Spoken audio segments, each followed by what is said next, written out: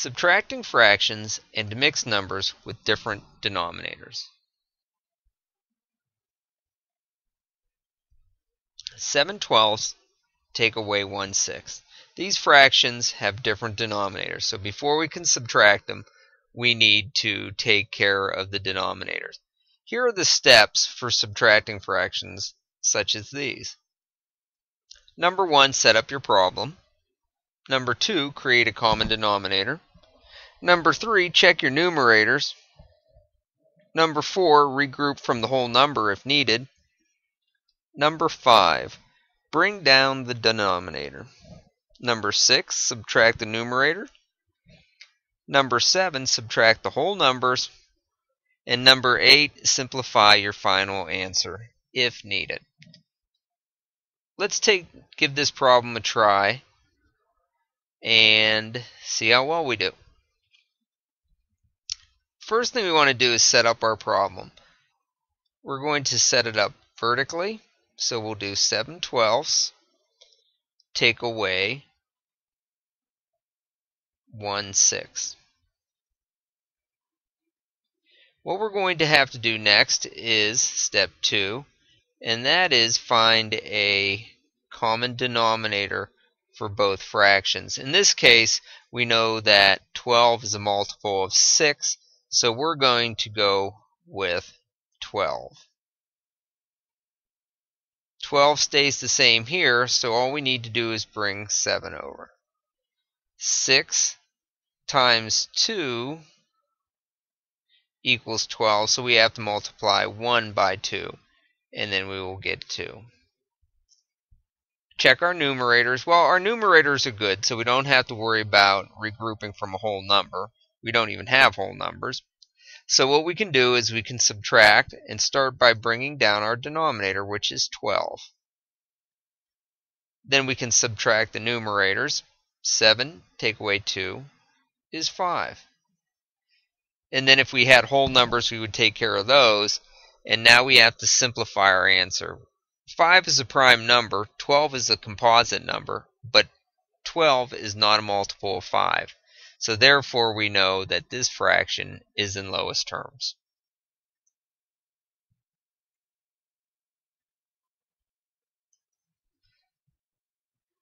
Let's try another example. Try this one on your own and see how well you do. Here are the steps to help you if you get stuck at any point.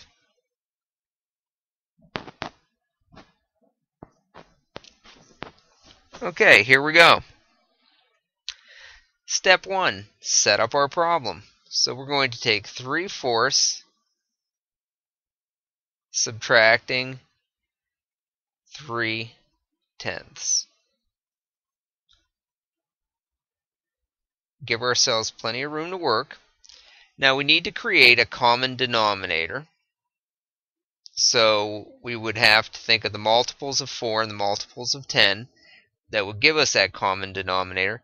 The multiples of 4 are 4, 8, 12, 16, 20, 24, and they would continue to go on and on.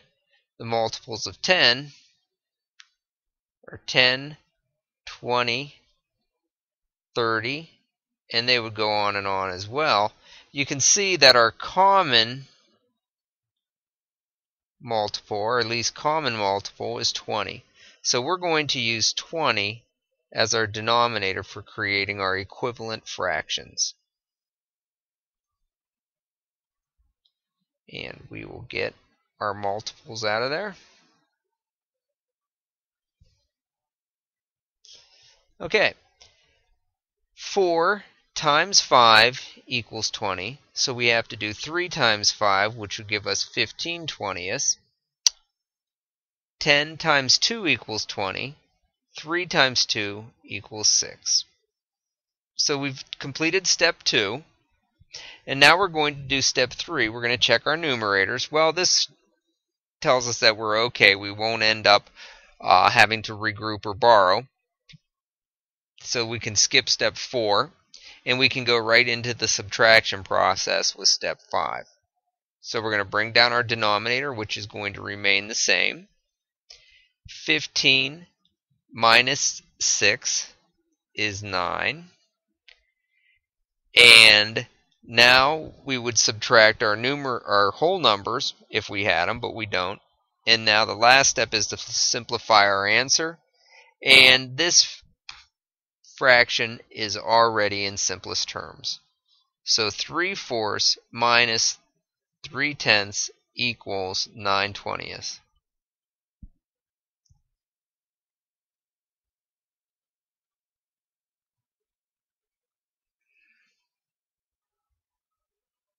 Okay, let's try another one on your own. This one's a little bit different. You can see that you have a mixed number taking away a fraction. In this situation, you may find a need to regroup from your whole numbers. You won't know that until you get started. So why don't you go ahead and give this problem a try.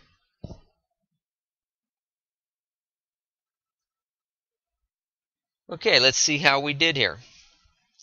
We'll set our problem up vertically. 1 2/3 subtract 1/2. Now we can clearly see that we can subtract 1/2 from 1 2/3. What we need to do is create common denominators.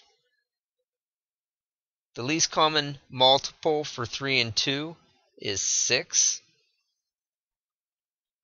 2 times 3 equals 6. 1 times 3 equals 3. And 3/6 is equivalent to 1/2, so we're in good shape. 3 times 2 equals 6, so 2 times 2 equals 4. We check our numerators. 3 is less than 4, so we don't have to do step 4. No need to regroup. But we can begin the subtraction process and bring down the denominator. Then we subtract the numerators. 4 take away 3 is 1. Subtract the whole numbers. 1 take away 0 is 1. And so our answer is 1 1/6. We do not need to simplify because 1 and 6 would only have the greatest common factor of 1.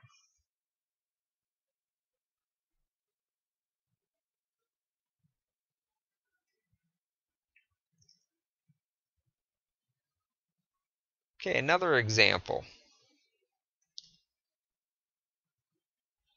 Here we have two mixed numbers, and in order to do our subtraction, we're going to have to follow the same steps.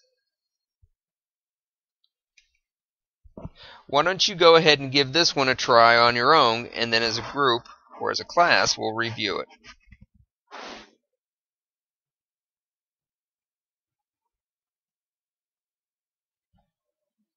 Here we go.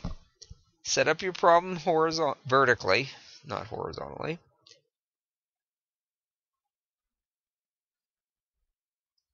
Just like that.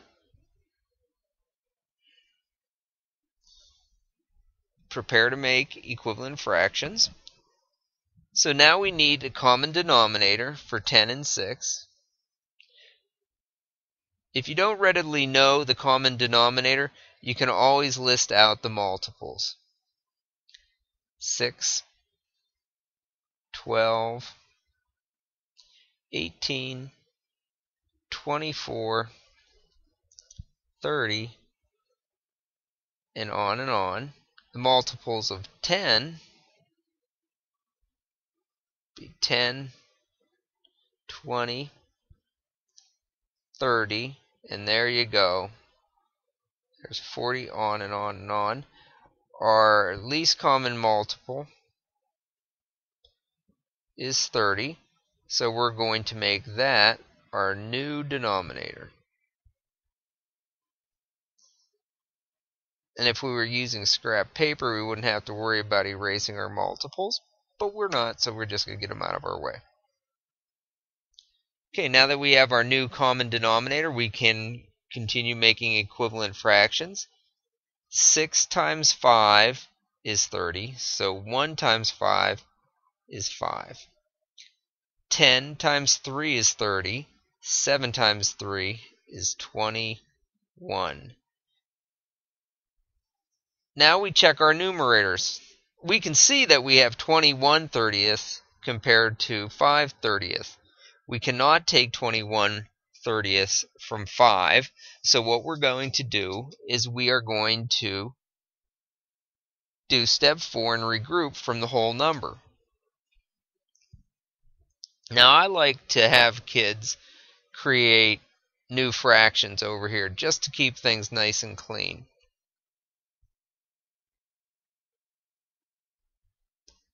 We're going to borrow from the 2. It will become 1.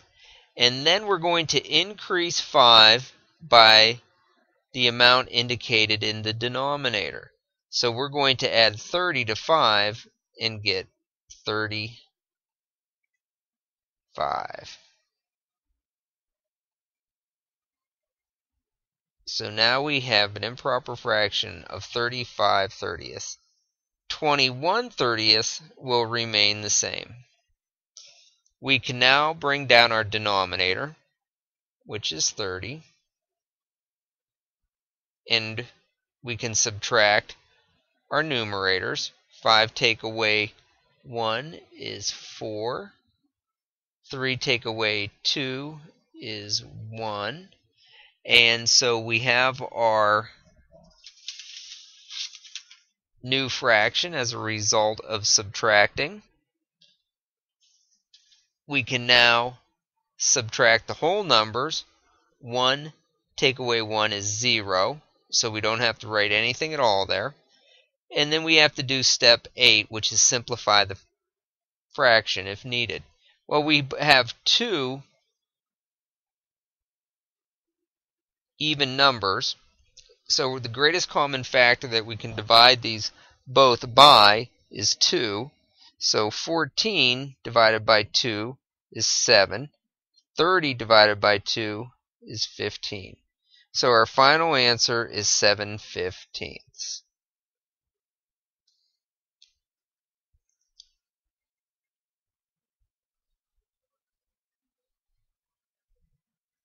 Okay. One last example to be sure we've got it. If you look at this problem, you can see that we're working with greater numbers. Don't let that scare you. It's still the same process. We start by setting up our problems vertically.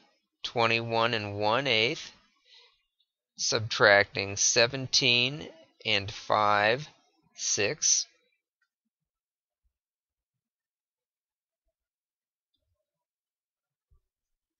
Step 2, come up with a common denominator. The common denominator for 8 and 6 is 24. So we'll write that down.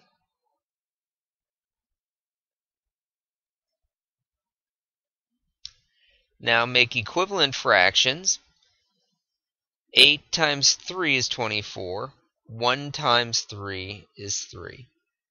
6 times 4 is 24. So 5 times 4 is 20. And you can see that as we check our numerators, we can see that we're going to have to regroup in order to subtract. So once again, I'm going to encourage you to keep it nice and neat and just create the new fractions. This will become an improper fraction. We're going to borrow from 21, so it will become 20. And that 1 that we borrowed will turn into 24/24, which we will add to 3. So we will have 27/24, because we added 24 to 3 in order to get our improper fraction. This fraction will remain the same.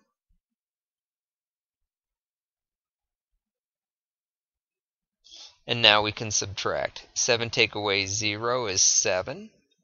2 take away 2 is 0. 24 will remain the same. And now we come back over to the whole numbers and subtract the whole numbers.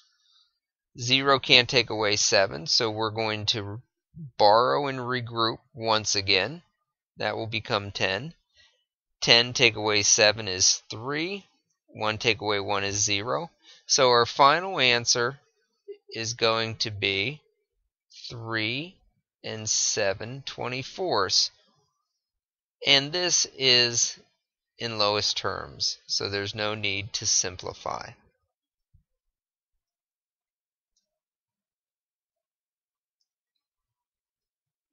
And that is the end of our video.